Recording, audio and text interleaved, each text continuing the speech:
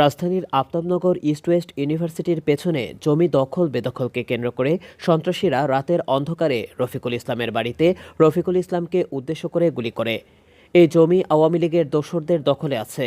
রফিকুল ইসলামের জমির কাগজপত্র নিজের দাবি করে বিভিন্ন সময়ে সংবাদ সম্মেলন করলে প্রশাসনের সহযোগিতা পেলেও সন্ত্রাসীদের আতঙ্কে থাকতে হয় সবসময়। রফিকুল ইসলামের বাড়িতে রাতের অন্ধকারে বিভিন্ন সময়ে ভাঙচুর করে এবং মেরে ফেলার উদ্দেশ্যে গুলি করে। তাই ছেলে মেয়ে পরিবার নিয়ে আতঙ্ক থেকে মুক্তি পাওয়ার উদ্দেশ্যে উপদেষ্টাদের দৃষ্টি কামনা করেন। আমার নাম তানভীর হাসান হৃদয়। আমি ইস্ট ওয়েস্ট ইউনিভার্সিটির আফতাবনগর ইস্ট ওয়েস্ট ইউনিভার্সিটির পিছনে ট্যাগপাড়ায় থাকি। আমি আন্দোলনের সরাসরি অংশগ্রহণকারী।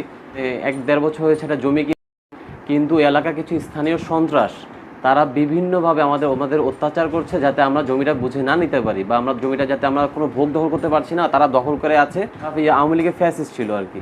আওয়ামী লীগের সময় তারা আওয়ামী লীগের সময় এরকম চায় ঝামেলা করেছে, এবং এখন যে সরকার আছে তা এই অবস্থাতেও তারা এরকম বিভিন্নভাবে আমাদেরকে মানে আতঙ্ক সৃষ্টি করছে, মারধর করছে, যাতে আমরা জমির আশেপাশেও আসতে না পারি।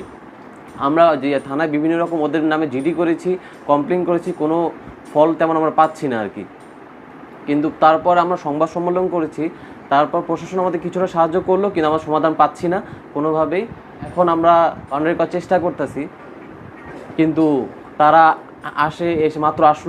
এসে তারপর বিভিন্ন রকম ঝামেলা করলো, তর্কাতর্কি করলো কোনোভাবে। পরে এখন মিডিয়া দেখে তারা একটু আপাতত চলে গিয়েছে, কিন্তু আমাদের সমস্যা আমরা সমাধান পাচ্ছি না।